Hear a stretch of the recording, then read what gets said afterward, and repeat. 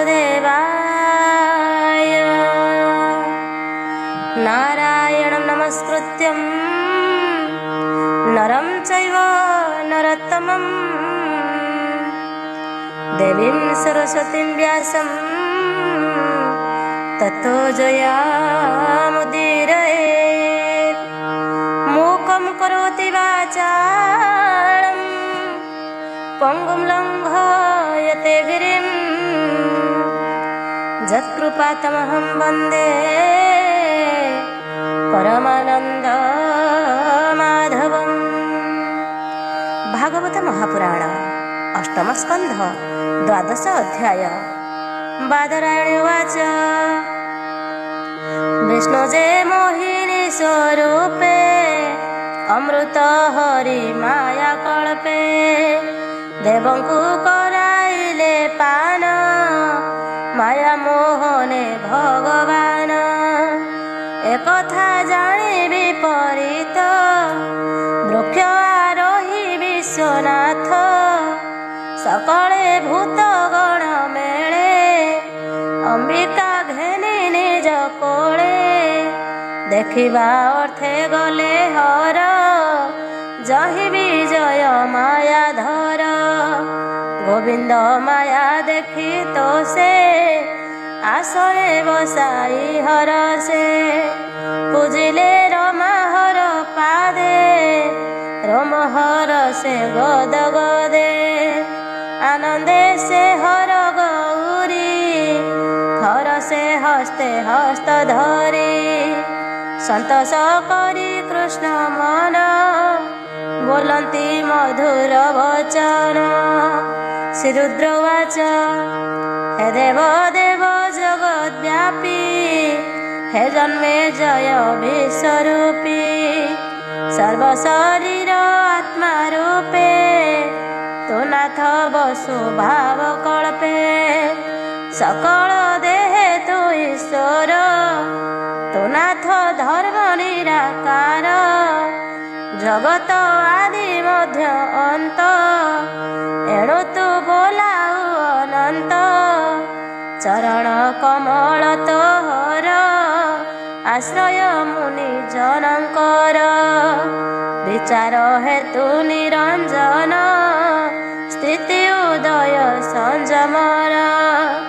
आत्मार आत्मा ज्ञान रूपी एणु अशेष देह व्यापी सदा सद एक रूपी दया दया विश्वरूपी तु ब्रह्मा हेतु चिदानंद अनादि कंद आदि कंद सम सम परिस्थिति परम पुरुष प्रकृति जे जन भजन्ति तो गति तो देहे साधु जन भक्ति अव्यय अनंत स्वरूपी तु नाथ स्थूल शून्य व्यापी हेब दानव माया जेते तो माया बळे जगते तो रूप न जानती केही दुष्ट जानिबे अबा काहि। जगत स्थिति जन्म नाश भूतंक देहे परकाश जीवर बध मुख्य बेनी तु नाथ करु माया घेनी। आकाशे जेन्हे वायु बहे पार्थिव तनु बहे देहे अदेही केही न देखंती एमंत ईश्वरंक गति से बसे चराचर देहे गगन रस प्राय रहे तु से संसार उपकारी त्रिगुणे नाना रूप धरी जेते साधिलु क्रिया अर्थे से रूपे देखिली मु तोते। एबे समुद्र मंथने देवदानवे कमने अमृत अर्थे अन्य अन्य ता देखी देवे दुख मने तोते चिंतिले ध्यान करी तु नाथ माया रूप धरी ମୋହିନୀ ରୂପେ ଭଗବାନ ମୋହିଲେ ଅସୁରଙ୍କ ମନ। ସେ ରୂପ ଦେଖାଅ ଗୋ ମୋତେ ଦେଖିବି ଗୌରୀ ସಮೇତେ। ଯେ ରୂପେ ପରମ ମଙ୍ଗଳ ମୁଁ ତା ଦେଖିବି କୁତୁହଳ। ଶ୍ରୀ ଶୁକବାଚ ଏମନ୍ତେ ରୁଦ୍ର ମୁଖ ଶୁଣି ହସି ବୋଲନ୍ତି ଚକ୍ରପାଣି। ଶ୍ରୀ ଭଗବାନ ବାଚ ଅସୁର ସୁଧା ନେବା ବେଳେ ମୁହିଁ ସେ ଦେବଙ୍କ ବିକଳେ। ମାୟା ମୋହିନୀ ରୂପ ଧରି ଅସୁର ବଳେ ମାୟା କରି। ଅମୃତ ଦେବ ଗଣେ ଦେଲି ପୁଣି ସେ ରୂପ ସଂହାରିଲି। ଏବେ ତୁ ଦେବତାର ଆସେ ଯେବେ ମିଳିଲୁ ମୋର ପାଶେ। ଯେ ରୂପ ଦେଖାଇବି ମୁହିଁ ଯେବେ ସମ୍ଭାଳି ପାରୁ ତୁହି। କାମିନୀ ମଧ୍ୟେ କରେ ମୋହ ପୁରୁଷ କେ ଧରିବ ଦେହ। ଶ୍ରୀ ଶୁକବାଚ ଏମନ୍ତ କହି ଭଗବାନ ଶରୀର କରି ଅନ୍ତର୍ଧ୍ୟାନ। ରୁଦ୍ର ଚାହାନ୍ତେ ଦଶ ଦିଶେ ଗୌରୀ ସଙ୍ଗେ ପ୍ରିୟ ବସେ। ଆଗେ ଯେ ଥିଲା ଉପବନେ ନାନା କୁସୁମ ତରୁ ଗଣେ। ତହି ବିଜୟ ଦଇ ତାରି ଜଗନ୍ମୋହନୀ ରୂପ ଧରି। ହସ୍ତେ କନ୍ଦୁକ ସାର ସୋହେ ସେ ରୂପ ଜନ ମନ ମୋହେ। ନିତମ୍ବେ ବେଷ୍ଟିତ ଅମ୍ବର କଟି ମେଖଳା ରତ୍ନ ସାର। ହୃଦ କମ୍ପଇ କୁଚ ଘଞ୍ଚ ହାରକୁ କରିଛି ସୁସଞ୍ଚ। ଅତି ସୁସଞ୍ଚ ପଞ୍ଚମଝା ରୂପକୁ ପଟାନ୍ତର ଦୁଜା। ସ୍ୱଭାବେ ବଡ଼ ଭୟଙ୍କର ଖଚିତ ନାନା ଅଳଙ୍କାର। ଶିରେ ସୀମନ୍ତ ମଣିମୟ ଶ୍ରୁତିରେ ତାଟଙ୍କ ଉଦୟ। ଭାଲେ ସିନ୍ଦୁର ବିନ୍ଦୁ ସାଜେ କମଳ ଲୋଚନ ବିରାଜେ। ରତ୍ନକୁଣ୍ଡଳ ଶୋହେ କର୍ଣ୍ଣେ ଦଶନ ହସିତ ବଦନେ। କବରୀ ମଧ୍ୟେ ଫୁଟି ଦିଶେ କିସେ କନ୍ଦର୍ପ ମୋହ ପାଶେ। ଅଳତା ତଳେ ବାମ କର ସୁରଙ୍ଗ ଅଙ୍ଗୁଳି ଉପର। କନ୍ଦୁକ ଦକ୍ଷ କରେ ଧରି ଲୀଳା ବିଭ୍ରମ ମୁଖ କରି। ଏମନ୍ତ ରୂପ ରୁଦ୍ର ଦେଖି ପିଛାଡ଼ି ନ ପାରନ୍ତି ଆଖି। ସଗଣ ଗୌରୀ ସಮೇତେ ସକଳେ ଚାହାନ୍ତି ଚକିତେ। ଏମନ୍ତ ମୋହିନୀର କରେ ଥିଲା କନ୍ଦୁକ ଖସେ ଧୀରେ। ତକ୍ଷଣେ ଭୂମିରେ ପଡ଼ିଲା ପଡ଼ି କେତେ ଦୂର ଗଲା। କନ୍ଦୁକ ଆଣିବାର ଖରେ ବୃକ୍ଷ ହାଡ଼େ ରୋଷ ଭରେ। ଧାମନ୍ତେ ଅଦ୍ଭୁତ ବଳା ଉଚ୍ଚ ଉପରୁ ବସ୍ତ୍ର ଗଲା। ପବନେ ଉଡ଼େ ଜାନୁ ବସ୍ତ୍ର ବେଗେ ତୋଳିଲା ବାମ ହସ୍ତ। ଶିବ ଯେ ଥିଲେ ଗୌରୀ ଆଗେ ମଦନ ବାଣ ପିଡ଼େ ଅଙ୍ଗେ। ରୂପ ଦେଖନ୍ତେ ଲଜ୍ଜା ଛାଡ଼ି ଧାମନ୍ତେ କାମେ ମନ ରୁଡ଼ି। ରୁଦ୍ରଙ୍କୁ ଦେଖି ବେଗେ ଧାଇ ବୃକ୍ଷ ଗହଳେ ସେ ଲୁଚଇ। ରୁଦ୍ର ଧାଇଲେ ଅତି ବେଗେ ମିଳିଲେ ବୃକ୍ଷଙ୍କର ଲାଗେ। ବୃକ୍ଷର ମଧ୍ୟେ ଯାଇ ଚଳି ସ୍ତନ ଦେଖାଇ ବସ୍ତ୍ର ତଳି। ଦେଖି ଧାଇଲେ ଅତି ବେଗେ ବସ୍ତ୍ର ଫିଟିଲା କଟି ଭାଗେ। ଜଟା କଳାପ ସମ୍ଭାଳ କପାଳୁ ଗଳେ ଶ୍ରମ ଝାଳ। କରିଣି ଦେଖି ଯେହ୍ନେ ଗଜ ଧାମଇ ଉଚ୍ଚେ ତୋଳି ଭୁଜ ରୁଦ୍ର ଧଇଲେ ଯାଇ କୋଳେ ଆବରିବେନି ଭୁଜ ତଳେ ପୁଣି ମୋହିନୀ ଗଲା ଚଳି ଧାମଇ ଜାନୁ ବସ୍ତ୍ର ତଳେ କବରୀ ବନ୍ଧ ଫିଟି ତଳେ ଖସି ପଡ଼ଇ ଫୁଲ ମାଳେ ପୁଣି ଧରନ୍ତେ ହର କୋଳେ ମୋହିନୀ ଗଲେ ଭୁଜ ତଳେ ମୁକୁଳ କେଶ ଧମୁଖେ ଧାମଇ ବଦନ ସୁରେଖେ ଏମନ୍ତେ ବିଷ୍ଣୁ ମାୟା ବଳେ ଶଙ୍କର ମଦନ ବିକଳେ ପୁଣି ଧରନ୍ତେ ଭୁଜ ତୋଳି ରୁଦ୍ର ଶରୀରରେ ତ ଗଳି କରିଣୀ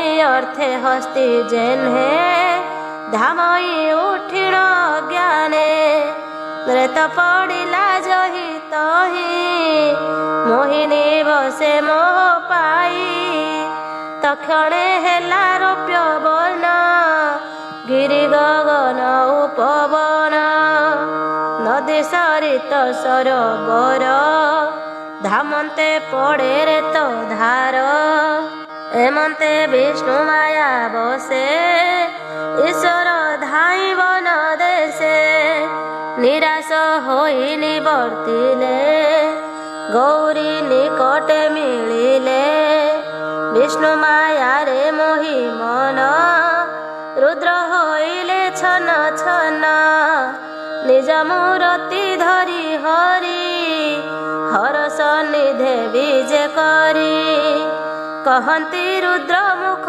ଚାହିଁ କୋମଳ ବାକେ ଭାବଗ୍ରାହୀ ଶ୍ରୀ ଭଗବାନ ବାଚ ହେ ଦେବ ଦେବ ଜଗନ୍ନାଥ ଇଚ୍ଛାରେ ହେଲୁ ତୁ ମୋହିତ ଜଗତ ଜନ ମାୟା ବଳେ ଭ୍ରମନ୍ତି ଅବରି ମଣ୍ଡଳେ ନାନା ପ୍ରକାରେ ତନୁ ଧରି କେବା ପାରିବ ତହୁଁ ତରି ଭୂରୁଦ୍ର ମହିମା ତୋହର ଅଜ୍ଞାନୀ ଜନେ ଅଗୋଚର ତୁ ନାଥ ନିଜ ମାୟା ବଳେ ତ୍ରିଗୁଣ ଗ୍ରାସୁ ଅନ୍ତ କାଳେ ଯେ ବିଷ୍ଣୁ ମାୟା ଗୁଣମୟୀ ସେ ତୋତେ ଆଉ ନ ଲାଗଇ ଶ୍ରୀ ଶୁକ ବାଚ ଶୁଣ ରାଜନ ଏକ ଚିତ୍ତେ ରୁଦ୍ରଙ୍କୁ ପ୍ରବୋଧି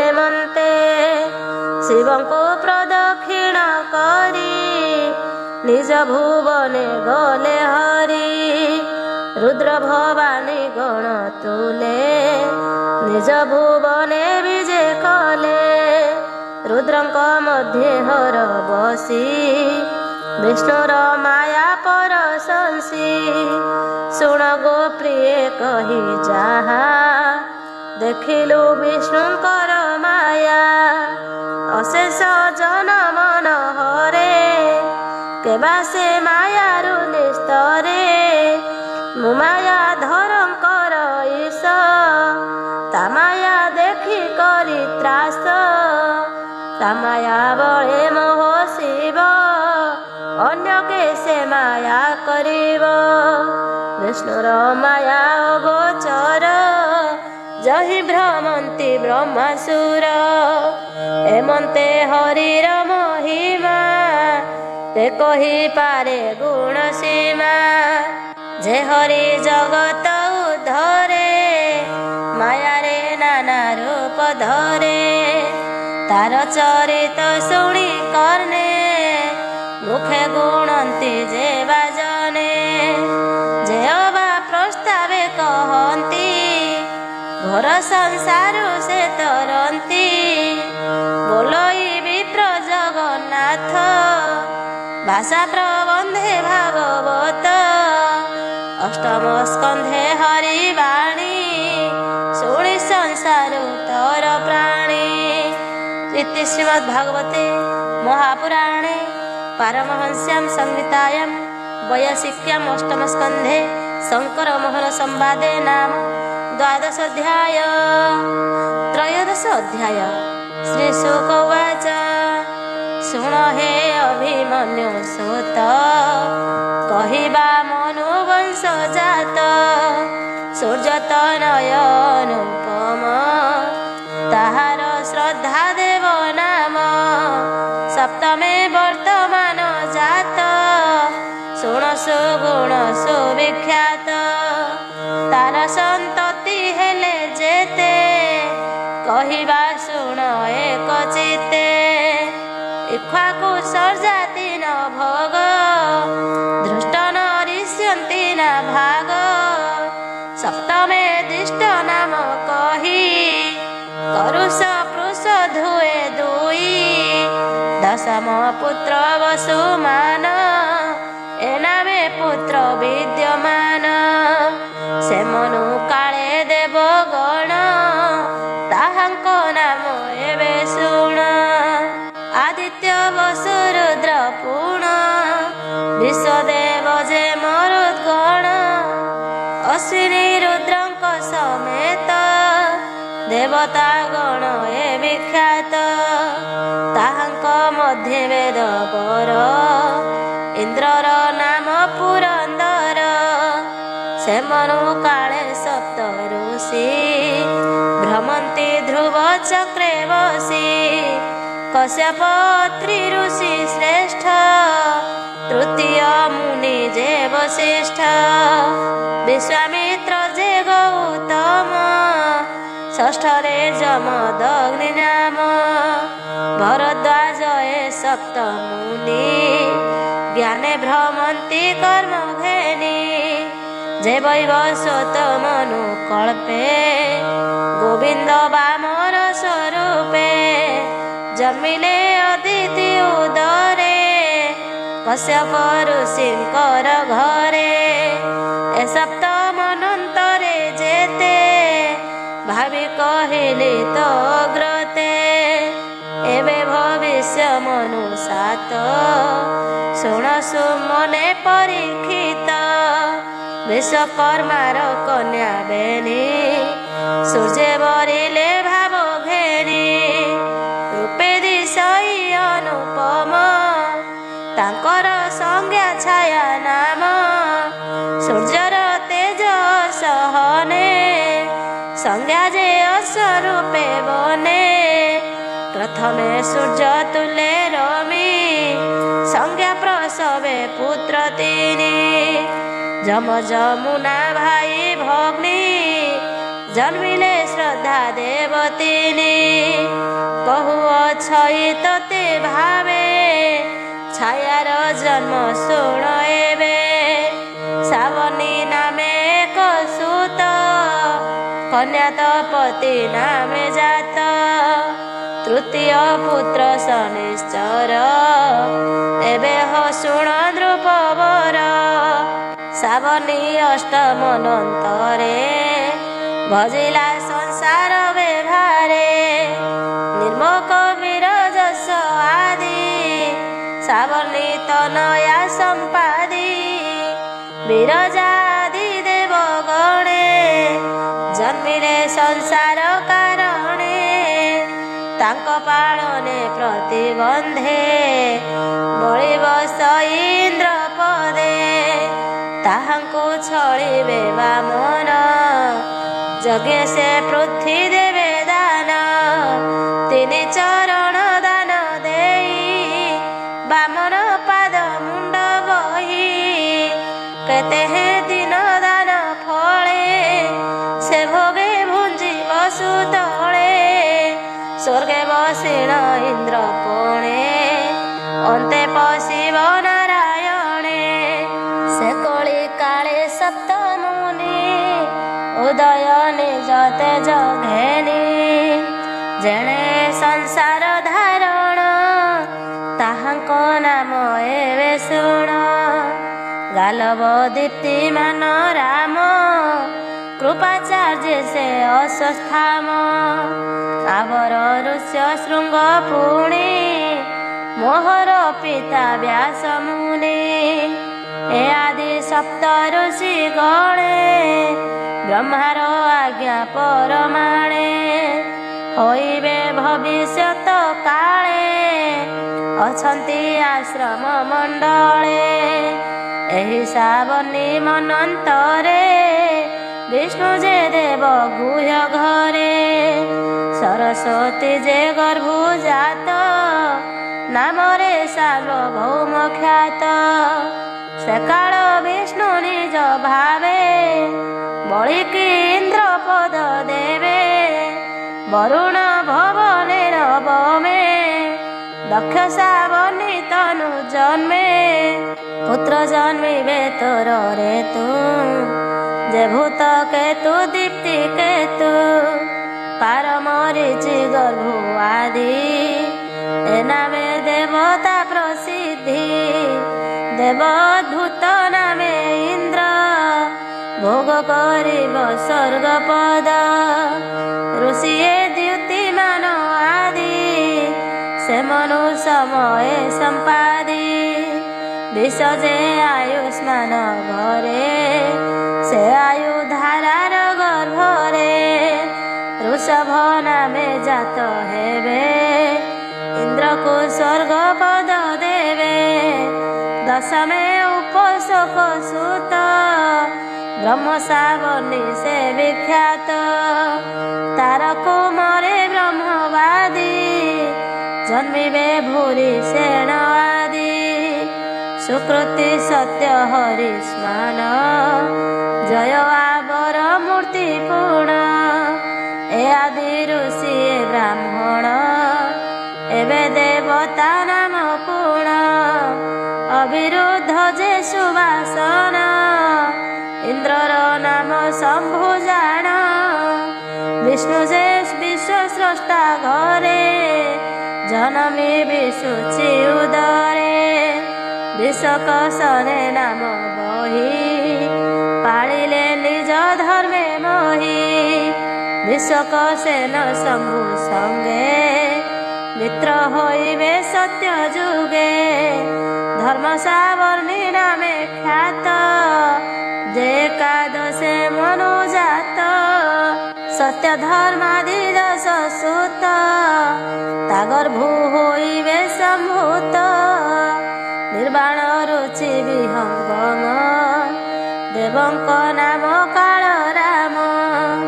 ইন্দ্র হইব বৈধূত ঋষি যে বরুণ সম্ভূত। বৈধৃতা গর্ভে বিশ্বকেতু জনমী সে আর্য করে তু। সে ইন্দ্র বিশ্বকেতু বলে ত্রৈলোক্য পাଳିব নিশ্চলে। রুদ্র শ্রাবণী যে দ্বাদশ জন্মিবে নারায়ণ আসে। উপদেশ যে দেববান দেবশ্রেষ্ঠ যে তানন্দন। ইন্দ্র হইবে ঋতু ধাম দেবতা হরি তারি নাম। তপস্বী পুণি তপ মূর্তি অগ্নিধ্র কাদি ঋষি স্থিতি। বুধামা নামে দেব হরি সুন্দরতা গর্ভে অবতরি। দৈত্য সংহারি বিপ্র ঘরে সাধিবে হি মনন্তরে। দেব শ্রাবণী ত্রয়োদশ জন্মিবে নারায়ণ অংশ। বিচিত্র চিত্র সেন আদি দেব শ্রাবণী পুত্র শ্রাদ্ধি। সুকর্মা শুক্রমায়ে আদি দেবতা রূপেণ প্রসিদ্ধি। ইন্দ্র হইবে দিব্যস্পতি এবে হ শুণ নরপতি। নির্মুখ তত্ত্ব দর্শন হইবে সপ্ত ঋষি গণ। হরির অংশে যোগেশ্বর ঔরসে দেবহোত্রঙ্কর। বৃহতি গর্ভজাত হেবে ইন্দ্রଙ୍କୁ সাহায্য করিবে। ইন্দ্র শ্রাবণী চতুর্দশে হইবে নারায়ণ অংশে। অরু গম্ভীর বদ্ধ তুলে তাহার সন্তান জন্মিলে। পবিত্র রাক্ষস নামরে দেবতা সেই মনন্তরে। ହୋଇବ ସୂଚି ନାମେ ଇନ୍ଦ୍ର ସୁଖେ ପାଳିବ ଦେବ ବୃନ୍ଦ ଅଗ୍ନିବାହୁ ଯେ ସୂଚି ଶୁଦ୍ଧି ମଗଧ ଆଦି ଋଷି ସିଦ୍ଧି ବୃହଦ ଭାନୁ ଅବତାରେ ବିଷ୍ଣୁ ଯେ ସକାତ୍ରୟ ଘରେ ଜନ୍ମିବେ ବିନତି ଉଦରେ ଏବେ ହୋ ଶୁଣ ନୃପବରେ ଚତୁର୍ଦଶ ମନୁ ଯେତେ ଭାବେ କହିଲି ତ ଗ୍ରତେ କଳ୍ପ ଯେ ମନୁ ଚତୁର୍ଦଶ ଏ ଭାବେ ବ୍ରହ୍ମାର ଦିବସ ସହସ୍ର ଯୁଗ ବେଦ ମତେ କଳ୍ପେ ହୋଇଲା ଏ ଜଗତେ ହେମନ୍ତେ ବେରି କଳ୍ପ ଗଲେ ବ୍ରହ୍ମାଙ୍କୁ ଅହୋରାତ୍ର ଭଲେ ହେମନ୍ତେ ଶୋକ ମୁଖ ଶୁଣି ରାଜା ହୋଇଲେ ମନେ ଗୁଣି ରାଜବାଚ ଏ ଭାବେ ବ୍ରହ୍ମାର ଦିବସ ଭାସନ୍ତି ମନୁ ଚତୁର୍ଦଶ ଯେ ମନୁ କାଳେ ସେବ ଧର୍ମ ଯଜ୍ଞ ସ୍ୱଭାବେ ଯଥା କର୍ମ ବିଷ୍ଣୁର ଆଜ୍ଞା ପରମାଣେ ଯେ ବା ସାଧିଲେ ଜଣେ ଜଣେ ସେ କଥା କହ ମୁନି ମତେ କେ ଅବା କର୍ମ କଲେ କେତେ ଏମନ୍ତେ ରାଜା ମୁଖ ଶୁଣି ପୁଣି କହନ୍ତି ସୁକ ମୁନି ଶ୍ରୀ ସୁକ ବାଚ ଯେ ମୁନି ମନୁଙ୍କ ତନୁ ଯେ ସେ ସପ୍ତ ଋଷି ସୃଷ୍ଟି ମାଝେ ଏ ଯେତେ ଦେବ ଇନ୍ଦ୍ର ଗଣ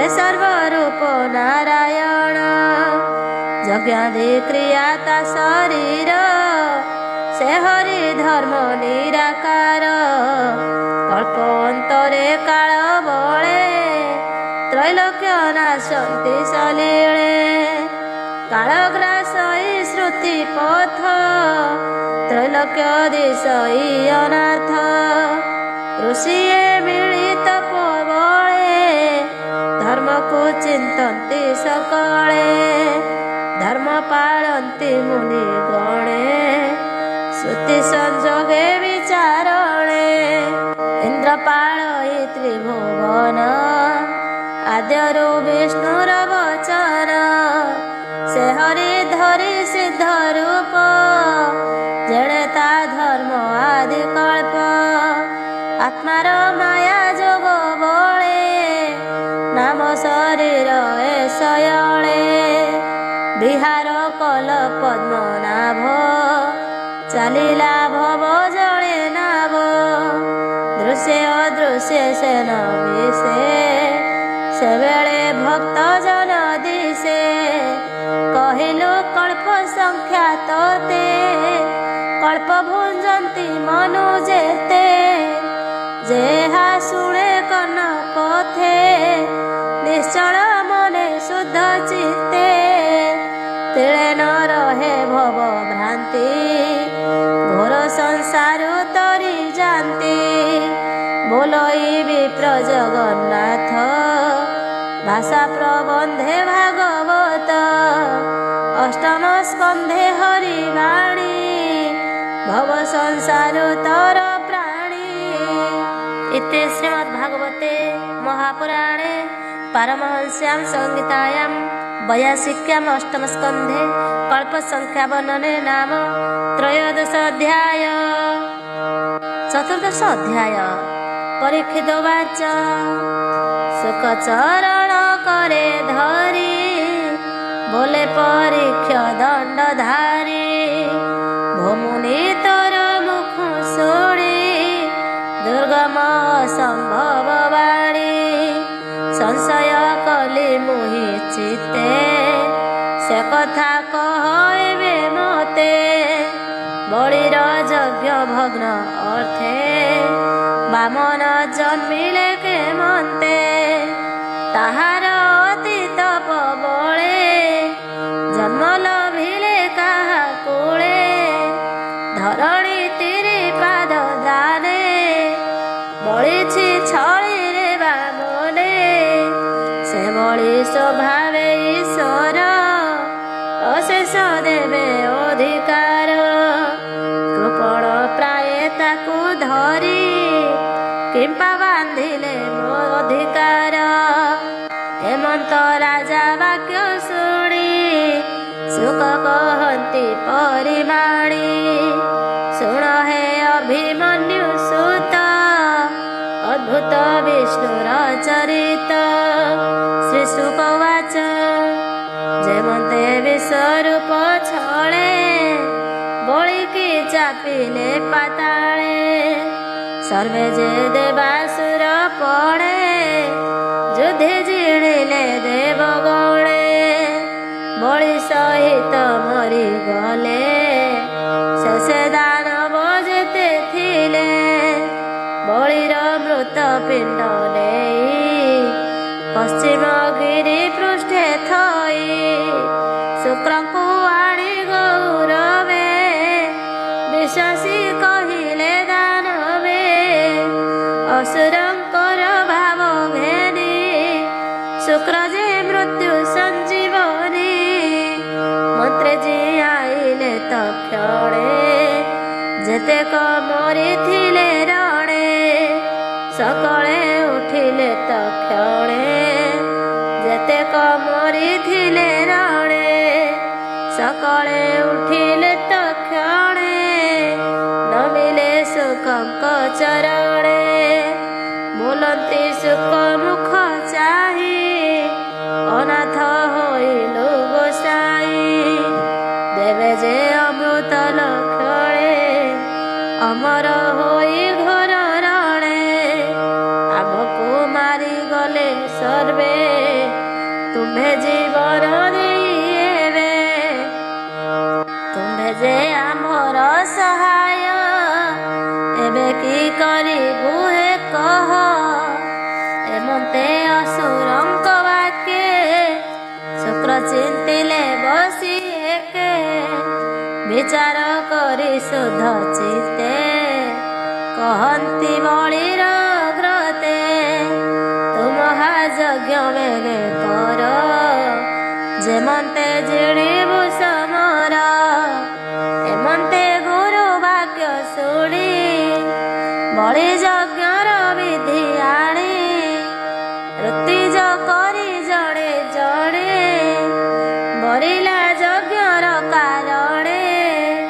ତ୍ରିଜୟ ନାମେ ଦେବ କ୍ରତୁ କଲା ଅସୁର ଜୟ ହେତୁ। ବ୍ରାହ୍ମଣେ ମିଳି ବେଦ ବାକ୍ୟେ ମାର୍ଜନା କଲେ ଏକେ ଏକେ। ତ୍ରୈଲୋକ୍ୟ ମଧ୍ୟରେ ରାଜା ଏକ ଏଭାବେ କଲେ ଅଭିଷେକ। ସୁବର୍ଣ୍ଣ ରଥେ ମନ୍ତ୍ର ତେଜେ ବାକ୍ୟ ଗମଇ ଶୂନ୍ୟ ମାଝେ। ହରିତ ବନ ଜ୍ୟୋତି ହେମନ୍ତର ବିରଥ ଗତି। ସିଂହ ସ୍ୱରୂପ ଧ୍ୱଜ ସାଜେ ସୁବର୍ଣ୍ଣ ସିଂହାସନ ମାଝେ। ହୋମ ନିର୍ମିତ ଧନୁ ତୃଣେ ଅଭେଦ କବଚ ଭୂଷଣେ। ଅମ୍ଳାନ ପୁଷ୍ପମାଳ ଗଳେ ନିବେଶୀ ପ୍ରହ୍ଲାଦ ସେ କାଳେ। ଭୃଗୁ ଯେ ଶଙ୍ଖ ଦେଲେ କରେ ଜେନାଦେ ତ୍ରିଭୁବନ ପୁରେ। ବିପ୍ରେ ଆହୁତି ମନ୍ତ୍ର ବଳେ ସ୍ତୁତି କଲେ କସୁମଙ୍ଗଳେ। ବିପ୍ରଙ୍କୁ ପ୍ରଦକ୍ଷିଣ କରି ରୋମାଞ୍ଚ ଗାତ୍ରେ ମୋଦ ଭରି। ପ୍ରହ୍ଲାଦ ପାଦେ ପ୍ରଣମିତ ବଳିଆ ରହି ଦିବ୍ୟ ରଥ। ଧନଭୂଷଣ କଳେ ବରେ ଧନୁ ଖଡ଼ଗ କରି କରେ। ରତ୍ନ କଙ୍କଣ ବାହୁ ମୂଳେ ବିରାଜେ ମୁକୁଟ କୁଣ୍ଡଳେ। ଜାଜଲ୍ୟ ରଥ ମଧ୍ୟରେ ବସି ଅନଳ ତେଜ ପ୍ରାୟ ঋଷି। ଅଷ୍ଟ ଐଶ୍ୱର୍ଯ୍ୟ ବଳି ତେଜେ ଅସୁର ବର୍ଗ ମଧ୍ୟ ରାଜେ। ହେମନ୍ତ ତୁଲେ ବଳ ଘେନି ଚଳନ୍ତେ କମ୍ପଇବେ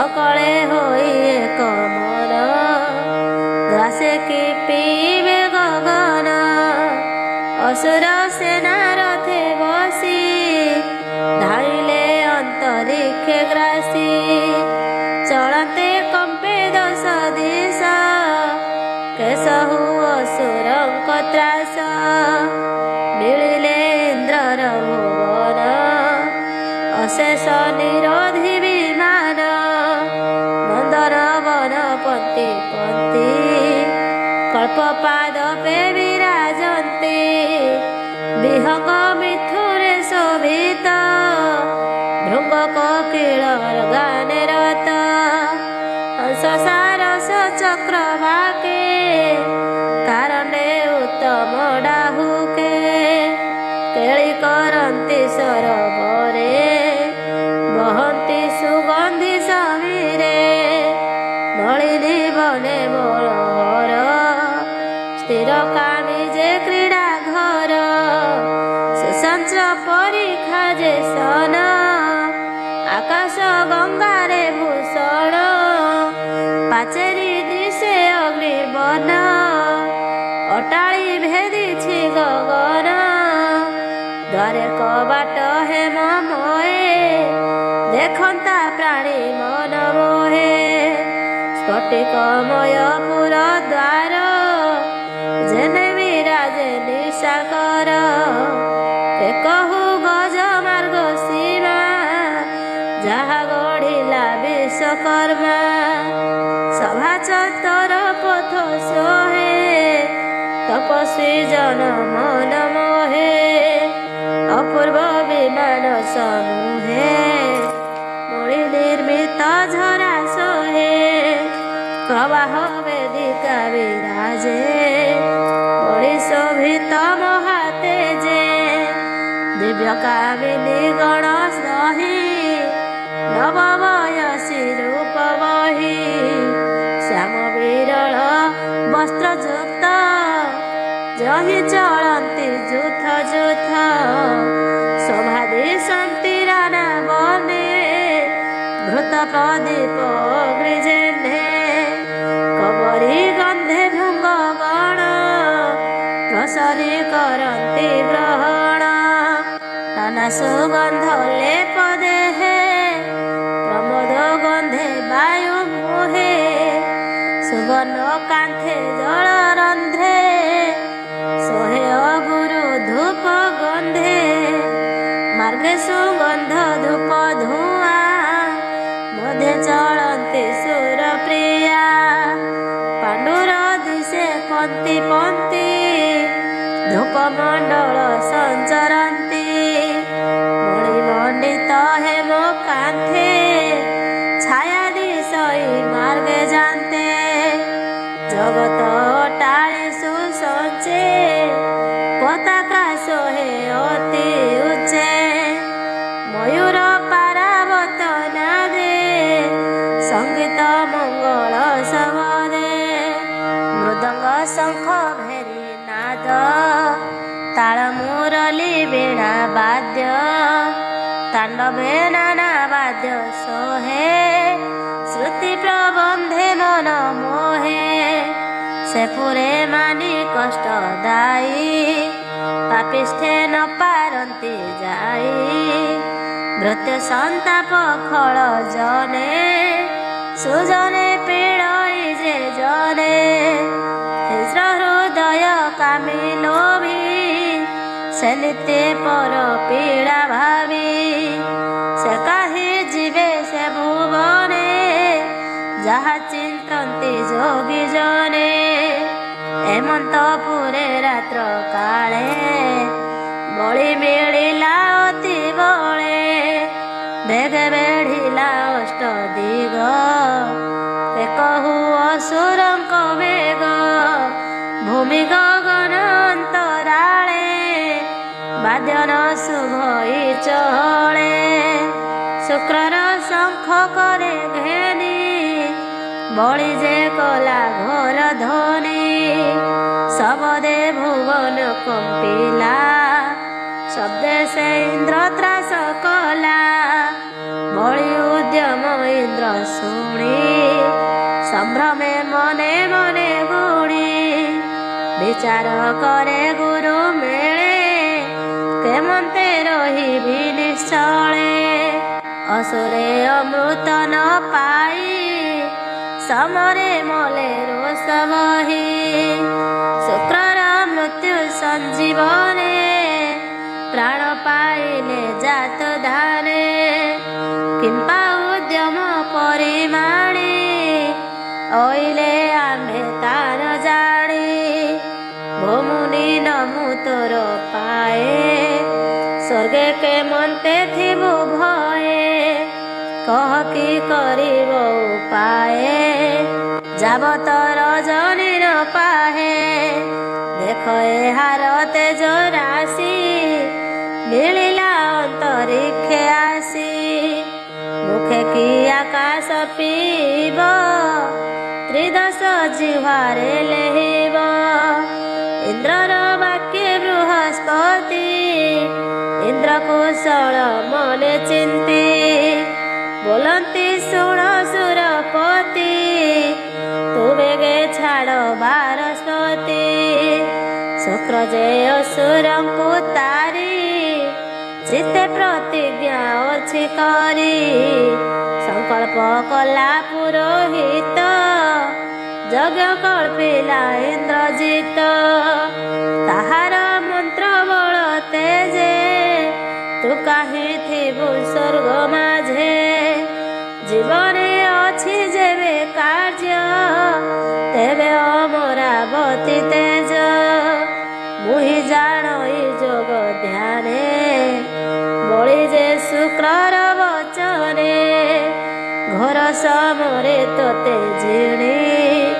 ତିନି ଭୁବନେ ବୀରମଣି ରାଜା ହୋଇବ ଯଜ୍ଞ ବଳେ ତୁ ଏବେ ରହ ଜାଣି ଚଳେ ବିଷ୍ଣୁରେ ପଶଯା ଶରଣ ତୋତେ ରଖିବେ ନାରାୟଣ ଯାବତ ବଳି ତେଜ ନାଶେ ତାବତ ରହ ବନବାସେ ଜହି ପର୍ବତ ବନ ଘୋର ନିଗମେ ରହ ସର୍ବସୁର ଏମନ୍ତେ ଗୁରୁ ବାକ୍ୟ ଶୁଣି ଅମୃତ ପ୍ରାୟ ଚିତ୍ତେ ମଣି ମିଳି ସକଳ ଦେବ ଗଣେ ଭଏ ପଶିଲେ ଘର ବନେ ଏମନ୍ତେ ରଜନୀ ପ୍ରଭାତେ ବଳି ସେ ଅସୁର ସಮೇତେ ବସିଲା ଇନ୍ଦ୍ରର ଆଶ୍ରମେ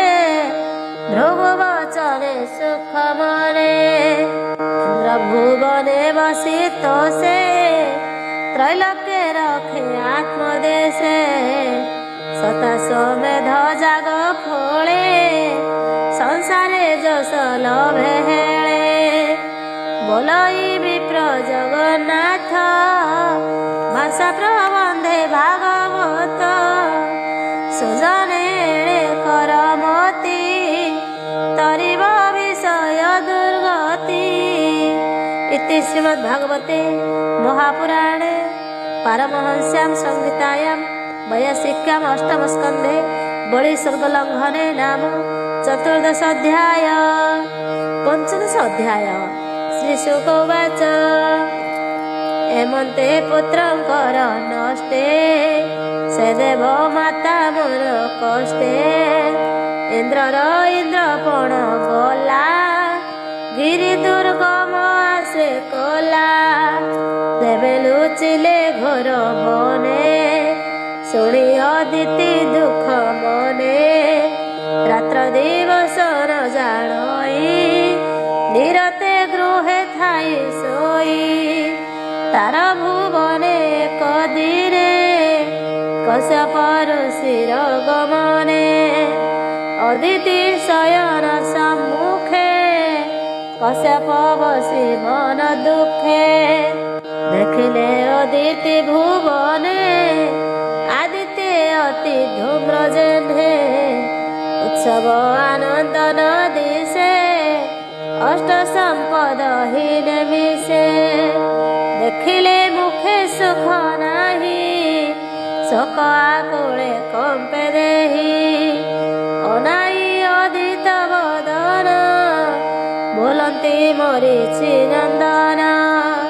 ଶୁଣ ସୁନ୍ଦରୀ ସ୍ଥିର ଚିତେ କହି ତୋହର ଅଗ୍ରତେ ବ୍ରହ୍ମା ସଞ୍ଚିତ ସୃଷ୍ଟି ମଧ୍ୟେ ବ୍ରହ୍ମାଣ୍ଡେ ବସନ୍ତି ଆନନ୍ଦେ ତାହାଙ୍କ ଗୃହେ ଦୁଃଖ ନାହିଁ ଶୁଣ ବିପରୀତ ଦେଖଇ ଧନ ସମ୍ପଦ ଦୁଃଖ ଦେହେ ଶୁଣ ନିଗମ ଯାହା କହେ ଅଶେଷ ବିଷ୍ଣୁର ଚରିତ କର୍ମର ବଳେ ଛନ୍ଦିତ ଶୁଭ ଶୁଭ ଭାବ ବଳେ କାଳ ଛାଡ଼ଇ ଅନ୍ତରାଳେ କାଳର ବଳେ ସଂସାର କେ ଭୂତ କେ ଅବା ଅସୁର ଭୋଗ ସମ୍ପଦ ଅର୍ଥେ ଗୃହେ ପ୍ରାଣୀ ସାଧନ୍ତି ଅତି ମୋହେ ଏଭାବେ ସଂସାର ଚରିତ ବିବାହ ହଇଲା ଚମ୍ବିତ ବିପ୍ର ଅତିଥି କିବା ଘରେ କୁଟୁମ୍ବ ପୋଷଣେ ତତ୍ପରେ ପୂଜା ନ ପାଇଏ ଭୁବନେ ନିରାଶେ ଗଲେ ଦୁଃଖ ମନେ ଯା ଘରୁ ଅତିଥି ବାହୁଡ଼େ ସେ ପ୍ରାଣୀ ପ୍ରେତ ମୁଖେ ପଡ଼େ ତାର ସଞ୍ଚିଲା ପୁଣ୍ୟ ଯେତେ ଗମନ୍ତି ଅତିଥି ସଙ୍ଗତେ ଅଗ୍ନିରେ ଯଥା କାଳେ ହବି ନ ଦେଇ ହୁଅ ପରାଭବି ମୋର ଭାବେ ତୋର ଚିତ୍ତ ପିବା ହଇଲା ମୋହ ଗତ ଅଗ୍ନି ପୂଜନେ ଶୁଦ୍ଧ ମନୁ ଯେ ଜନମାନେ କାମଧେନୁ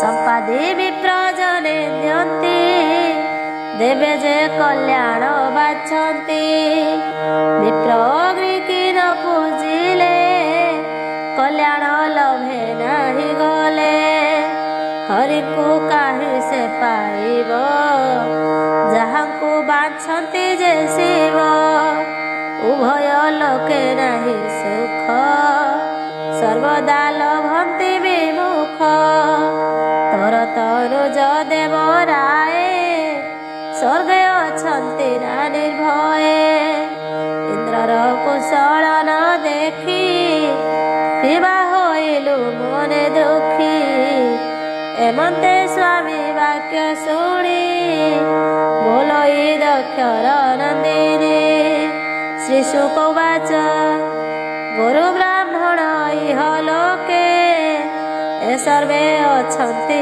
ଯେ ସୁଖେ ଧର୍ମ ଇଚ୍ଛଇ ମୋର ଘରେ ଆଗମ ନିଗମ ବ୍ୟବହାରେ ତ୍ରିବର୍ଗ ମୋହର ଭୁବନେ କେବେ ହେନ ଗୁଞ୍ଚନ୍ତି ଦିନେ ଅଗ୍ନି ଅତିଥି ମୋର ଗୃହେ ନିରାଶ ନୁହନ୍ତି କେବେ ସକଳ ଶୁଭ ତୁମ୍ଭ ବେଳେ ସେ ଯାହା କର୍ମର କୌଶଳେ ତୁମ୍ଭେ କହିଲ ଯେତେ କର୍ମ ଗୃହସ୍ଥ ସ୍ୱଭାବ ଏ ଧର୍ମ ସର୍ବଶ୍ରବଣେ ମୋର ଚିତ୍ତ କେବେ ନୁହ ମୋହିତ ତୁମ୍ଭେ ଯେ ପ୍ରଜାଙ୍କ କୁଶଳେ ନିରତେ ଭଜି ଯୋଗ ବଳେ ସୃଷ୍ଟିର ମଧ୍ୟେ ଯେତେ ଜନେ ସକଳ ତ୍ରିଗୁଣ ବନ୍ଧନେ ଅର୍ଜିଲା କର୍ମର ଆୟତେ ଜନ୍ତୁ ସମ୍ଭବନ୍ତି ଜଗତେ ତଥାପି ଭକ୍ତି କି ଭଜନ୍ତି ବ୍ରହ୍ମ ଶଙ୍କର ଲକ୍ଷ୍ମୀପତି ଶୁଣ ସ୍ୱାମୀ ବ୍ରହ୍ମସୁତ ତୁମ୍ଭ ପ୍ରସାଦେ ମୋର ଚିତ୍ତ ଦୁର୍ଲଭ ଚତୁର୍ଭଗ ମୋହେ ସେବକୀ ପଣେ ତୁମ୍ଭ ଗୃହେ ତୁମ୍ଭ ଚରିତ ପ୍ରଜାହିତେ ସେ ଜନ୍ମ କହ ମୋ ଗ୍ରତେ ତୁମ୍ଭର ପୁତ୍ର ଦୁଇ ମତ ଦେବତା ଅସୁର ଜଗତ ଏହାଙ୍କୁ ଭଲ ତୁମ୍ଭେ ଇଚ୍ଛ ମୁଁ ଏହା ଜାଣ ଏ ପ୍ରତ୍ୟକ୍ଷ ଦେବେ ଯେ ସତ୍ୟ ଗୁଣେ ଥାନ୍ତି ଅସୁରେ ରଜ ତମ ଚିନ୍ତି ପୀଡ଼ା କରନ୍ତି ସାଧୁ ଜନେ ଧର୍ମ ରଖନ୍ତି ମନନ୍ଦନେ ବସୁତେ ଅସୁରଙ୍କ ଡରେ ଲୁଚିଲେ ବନଗିରି ଘରେ ଇନ୍ଦ୍ରକୁ ନ ଦେଖି ମୋ ମନ ନିରତେ ହୋଇଛି ବନ କହ କି କରିବି ଉପାୟ କେମନ୍ତେ ଇନ୍ଦ୍ର ସ୍ୱର୍ଗେ ରହେ ମୋର ସପତ୍ନୀ ପୁତ୍ର ବଳେ ବିଚାର କରି ବଳି ହେଲେ ଶୁକ୍ର ମନ୍ତ୍ରୀର ମନ୍ତ୍ର ତେଜେ ବସିଲା ଯାଇ ସ୍ୱର୍ଗରାଜେ ମିଳିଲେ ଅନେକ ଦାନବ ହରିଲେ ଇନ୍ଦ୍ରର ବିଭବ ମୁଁ ଏବେ ହୋଇ ସ୍ଥାନ ଭ୍ରଷ୍ଟ ଅନେକ ପାଉଅଛି କଷ୍ଟ ମତ ହୁଁ ଦୁଃଖୀ କେହି ନାହିଁ ପଡ଼ିଲି ତୁମ୍ଭ ପାଦେ ମୋହି ତୁମ୍ଭକୁ ମରେଛନ୍ତି ଯେତେ ମୋ ପୁତ୍ର ବନରେ ପସନ୍ତେ ଯେମନ୍ତେ ଆଜ୍ଞା ମତେ କର ତୁମ୍ଭେ ତ ବୁଦ୍ଧିରେ ଈଶ୍ୱର ଏମନ୍ତେ ଅଦିତି ବଚନେ କଶ୍ୟପ ବିଚାରନ୍ତି ମନେ ଦେଖ ଏ ବିଷ୍ଣୁ ମାୟା ବଳେ ଜୀବର ବନ୍ଧନ ସୟଳେ ପଞ୍ଚଭୌତିକ ଏ ଶରୀର ଆତ୍ମା ନିର୍ଲେପ ନିର୍ବିକାର ଶରୀର ପତ୍ନୀ ପୁତ୍ର ଆଦି ଏ ବିଷ୍ଣୁ ମାୟାରେ ସମ୍ପାଦି କେହା ଅନ୍ୟଥା କରିବ ବ୍ରହ୍ମା ଶଙ୍କର ବାସୁଦେବ ତୁ ଏବେ ମୋର ବୋଲ କର ହରିଚରଣ ମନେ ଧର ସେ ହରି ତୋର ମନ ଦୁଃଖ ନିବାରି ଦେବେ ସ୍ୱର୍ଗ ସୁଖ ଅରତ ଜନ ବନ୍ଧୁ ହରି ସେ ପାରେ ଆରତ ନିବାରି ତାହାର ପାଦ ଆଶ୍ରୟ କଲେ ସଙ୍କଟ ତରେ ପ୍ରାଣୀ ଭଲେ ତାର ଚରଣେ ଆଶ୍ର କର ନିର୍ଭୟ ମନ ଦୁଃଖ ହର ଏମନ୍ତ କାଶ୍ୟପର ବାଣୀ ଅଦିତି ପୁଣ କହେ ଶୁଣି ଭନାଥ ବୁଦ୍ଧି କହ ମତେ ହରିଙ୍କୁ ସେବି ଭିକେ ମନ୍ତେ ଯେମତେ ମୋର ମନୋରଥ ପୂରଣ କଲେ ଜଗନ୍ନାଥ ପୁତ୍ର ବସିବ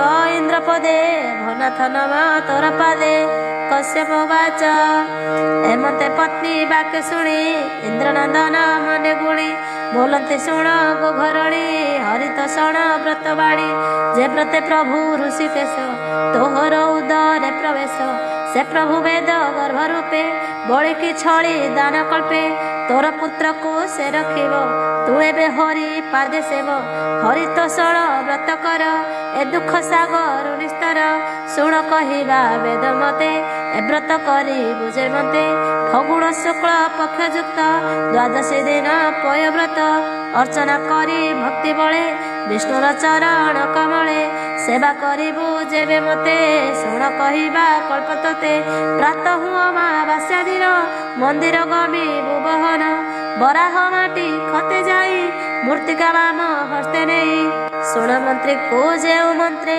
ଅଙ୍ଗେ ବଳିବୁ ଯେଉଁ ଯନ୍ତ୍ରେ ଭଦେବ ତୋର ଅନ୍ତକାଳେ ମିଳାଉଥିଲୁ ମହାଜଳେ ପାତାଳେ ପଙ୍କ ରୂପେ ଥିଲୁ ବରାହ ଦର୍ଶନେ ଉଠିଲୁ ହରିର ଦନ୍ତ ଅଗ୍ରବାସୀ ତୁମର ହର ପାପ ରାଶି ଏମନ୍ତେ ମୃତ୍ତିକା ମନ୍ତ୍ରୀବ ଶରୀରେ ସମଗ୍ର ଲେପିବ ସ୍ନାନ କରିବ ତିନି କାଳେ ପବିତ୍ର ଜଳ ଉଦେ ବେଳେ ସେ ଯୁକ୍ତ ଆତ୍ମା ଶୁଦ୍ଧ ଚିତ୍ତେ ସ୍ନାନ କରିବ ଶୁଚି ଗାତ୍ରେ ଏ ମନ୍ତ୍ର ପଢ଼ି କ୍ରିୟା ବଳେ ପୂଜା କରିବ ଯଥା କାଳେ ତଦୀପ୍ତି ସର୍ବ ଅନ୍ତର୍ଗତେ ସାକ୍ଷୀ ସ୍ୱରୂପ ଏ ଜଗତେ ସକଳ ଭୂତର ଆବାସ ନମସ୍ତେ ପ୍ରଧାନ ପୁରୁଷ ଚତୁର୍ବିଂଶତି ତତ୍ତ୍ୱଜ୍ଞତା ଅବ୍ୟକ୍ତ ସାଂଖ୍ୟ ଯୋଗକର୍ତ୍ତା ଦିଶିର ତ୍ରିଚରଣ ତୋହି ଚତୁର ଶୃଙ୍ଗ କିନ୍ତୁ ବହି ଶପଥ ହସ୍ତ ଯଜ୍ଞ ରୂପୀ ନମସ୍ତେ ଚାରି ବେଦ ବ୍ୟାପୀ ନମସ୍ତେ ଶିବ ରୁଦ୍ରବର ନମସ୍ତେ ତୁହି ଶକ୍ତିଧର ସକଳ ବିଦ୍ୟା ଅଧିପତି ସର୍ବଭୂତଙ୍କ ପ୍ରାଣପତି ହିରଣ୍ୟ ଗର୍ଭ ନମ ନମ ଜଗତ ଆତ୍ମା ପ୍ରାଣ ସମ ଯୋଗ ଐଶ୍ୱର୍ଯ୍ୟ ଯା ଶରୀର ଯୋଗୀଙ୍କ ହେତୁ ଯୋଗେଶ୍ୱର ନମସ୍ତେ ପ୍ରଭୁ ଆଦିଦେବ ତୁ ସାକ୍ଷୀଭୂତରେ ସମ୍ଭବ ତୁ ଋଷି ହରି ନାରାୟଣ ତୁ ନର ପରମ କାରଣ ତୁମ କରତ ଶ୍ୟାମ ଦେହ ନମସ୍ତେ କମଳାଶ୍ରୟ ନମ କେଶବ ପିତବାସ ନମସ୍ତେ ଭକତ ବିଶ୍ୱାସ ଭକତ ଜନେ ବରଦାତା ନମସ୍ତେ ସର୍ବ ପିତା ମାତା ବରଣେ ବରଦାତା ଗୁରୁ ନମ ଭକତ କଳ୍ପତରୁ ତୋ ପାଦ ରେଣୁ ମୋର ଶିରେ ମୁଖ୍ୟ ସାଧନେ ଯୋଗ ବଳେ ସେ ପାଦ ପଦ୍ମ ଭକ୍ତି ସେବେ ଭବେ ଖଟନ୍ତି ଦେବୀ ଦେବେ ତୋ ପାଦ ପଦ୍ମ ଗନ୍ଧ ବାସେ ଅଶେଷ ଭବ ଭୟ ନାଶେ ଏମନ୍ତେ ଆବାହନ କର ନିଶ୍ଚଳ ଚିତ୍ତେ ଭାବେ ଧର ଏମନ୍ତ ପାଦ୍ୟ ଅର୍ଘ ଆଦି ସୁତ ଭକତି ଯୋଗ ସାଧି ଅର୍ଚ୍ଚନା କରି ଗନ୍ଧମାଲି ପୂଜିବ ଆନନ୍ଦେ ନିଶ୍ଚଳେ ଉତ୍ତମ ବସ୍ତ୍ର ଅଳଙ୍କାର ସୁଗନ୍ଧ ପୁଷ୍ପ ମନୋହର ନୈବେଦ୍ୟ କରି ଷଡ଼ରସ ସମର୍ପି ପ୍ରଧାନ ପାୟସ ଦଧି ସାକର ମଧୁଘୃତେ ସୁଶାଳୀ ଅନ୍ନ ଘୃତ ଜୁତେ ନାନା ପ୍ରକାରେ ଭୋଗ ଦେଇ ହୃଦୟ ଭକତି ଭାବ ବହି ଯେ ମନ୍ତ୍ର ଦ୍ୱାଦଶ ଅକ୍ଷର ଜପିବ 108 ବାର ହୋମ କରିବ ହୁତାସନେ ସତ୍ୟକ ମୂଳ ମନ୍ତ୍ର ଧ୍ୟାନେ ତୃତୀୟ ବ୍ରାହ୍ମଣେ ବସାଇ ଶ୍ୱାସ ଦୋହନ ଭୋଗ ଦେଇ ବିପ୍ରଙ୍କୁ ଦେଇ ଆଚମନ ନିବେଦି ସୁଧି ବ୍ୟବସନ ଅତିଥି ଅନ୍ଧର କି ଦୁଃଖୀ ତାଙ୍କୁ ଭୋଜନେ କର ସୁଖୀ ତାହାଙ୍କୁ ଅନ୍ନ ଦାନ ଦେଇ ସନ୍ତୋଷ ଚିତ୍ତେ ଆଜ୍ଞା ପାଇ ଅନ୍ନ ଭୁଞ୍ଜିବ ସାୟକାଳେ ପଞ୍ଚବାସ ପତକ ବଳେ ରାତ୍ରେ ବଞ୍ଚିବ ବାଦ୍ୟ ଗୀତେ ସୃଜନେ ବ୍ରହ୍ମଚାରୀ ମତେ ଏମନ୍ତେ ହରି ଆରାଧନେ ହୋମାଦି ବ୍ରାହ୍ମଣ ଭୋଜନେ ପ୍ରତିପଦି ନୁଏ ଅଭ୍ୟାସ ଯାବତ ଶୁକ୍ଳ ତ୍ରୟୋଦଶ କରିବ ତ୍ରିକାଳରେ ସ୍ନାନ ରଜନୀ ଧରଣୀ ଶୟନ ଅଙ୍ଗରୁ ଆଳସ୍ୟତେ ଯିବ ନିନ୍ଦିତ ଭୋଗ ନ କରିବ ହିଂସାତେ ଯିବ ସର୍ବଜନେ ବିଷ୍ଣୁ ଆଶ୍ରୟ କରି ମନେ ଏମନ୍ତେ ତ୍ରୟୋଦଶୀ ଦିନ ସୁଗନ୍ଧ ଉଦ କରି ସ୍ନାନ ଶାସ୍ତ୍ର ପ୍ରମାଣେ ପଞ୍ଚାମୃତ କରିବ ବେଦ ବିଧିମତ ମନ୍ତ୍ର ଉଚ୍ଚାରି ଶୁଦ୍ଧ ଚିତେ ସମ୍ଭାର ଶକ୍ତି ବେଦ ମତେ ହରିହରଙ୍କୁ ଧ୍ୟାନ ଧରି ଅନଳ ମନ୍ତ୍ରେ ହୋମ କରି ନାନା ପ୍ରକାର ନୈବେଦ୍ୟ ବଟୁକ ମଧୁରାଦି ସ୍ୱାଦ ନିର୍ବେଦ ବିଷ୍ଣୁ ତୋଷ ଅର୍ଥେ ପୂଜା କରିବ ନାନା ମତେ ଅଗ୍ନି ପୂଜନେ କର୍ମ ସାରି ଗୁରୁ ଆଚାର୍ଯ୍ୟ ପାଦ ଧରି ଧନ ବସନ ଅଳଙ୍କାର ସେବା ଦକ୍ଷିଣ ବ୍ରତ ସାର ମୃତ୍ୟୁ ଯୋଜନ ମନ ତୋଷି ଦୁଃଖୀ ଦରିଦ୍ରଙ୍କୁ ଆଶ୍ୱାସୀ ଭୋଜନେ ତୋଷ ସର୍ବପ୍ରାଣୀ ଜଣେ ସନ୍ତୋଷ ଚକ୍ରପାଣି ସକଳ ବନ୍ଧୁ ଜ୍ଞାତି ମେଳେ ଭୋଜନ କରି ସାୟକାଳେ ସୁବାଦ ନୃତ୍ୟ ଗୀତ ସରେ ଉତ୍ସବ କରି ନିଜପୁରେ ଏମନ୍ତେ ପୟ ବ୍ରତ କରି ଯେବା ଜଗତ ନର ନାରୀ ବାଞ୍ଛିତ ଫଳ କୁଲବନ୍ତୀ ଅନ୍ତେ ସେ ମାୟାରୁ ତରନ୍ତି ଏମନ୍ତ ବ୍ରହ୍ମା ମୁଖ ପୂର୍ବେ ମୁହିଁ ଯେ ଶୁଣିଛି ପ୍ରସ୍ତାବେ ତୁ ଯେଣୁ ମୋହର ଭାବିନି ତେଣୁ କହିଲି ଭାବ ଘେନି ତୁ ଏହା ଶୁଦ୍ଧ ଚିତ୍ତେ ଧର ହରିସନ୍ତୋଷ ବ୍ରତ କର ଏ ବ୍ରତ ସର୍ବ ଯଜ୍ଞ ସାର ଦୁର୍ଗମ ସଙ୍କଟ ଉଦ୍ଧର ସର୍ବଭୂତଙ୍କ ପୂଜ ଏହି ଦାନ ତପସ୍ୟା ଫଳଦାୟୀ ଏ ବ୍ରତ କର ତୁ ଧାରଣ ଚତୁର ବର୍ଗର କାରଣ ଯମ ନିୟମ ଏଣେ ସାଧି ଏ ଯୋଗେ ବିଷ୍ଣୁଙ୍କୁ ସମ୍ପାଦି ତୁ ଏବେ ଚିତ୍ତେ ଏହା ଧର ହରିସନ୍ତୋଷ ବ୍ରତ କର ତୋର ବାଞ୍ଛିତ ହରି ଦେବେ ତୋ ପୁତ୍ର ଗୁଣଙ୍କୁ ରଖିବେ ବୋଇଲେ ବିପ୍ର ଜଗନ୍ନାଥ ଅଦିତି ଶୁଣି ପୟବ୍ରତ ଚିତ୍ତେ ବୋଇଲା ଭାଗବତ ସୁଜନେ କର ଏଣେ ଧ୍ୟାନ। ଇତି ଶ୍ରୀମଦ୍ ଭାଗବତେ ମହାପୁରାଣେ ପାରମହଂସ୍ୟାಂ ସଂହିତାୟାಂ वैयासिक्याम् अष्टमस्कन्धे अदिति पयव्रत उपदेशेन पञ्चदश अध्याय।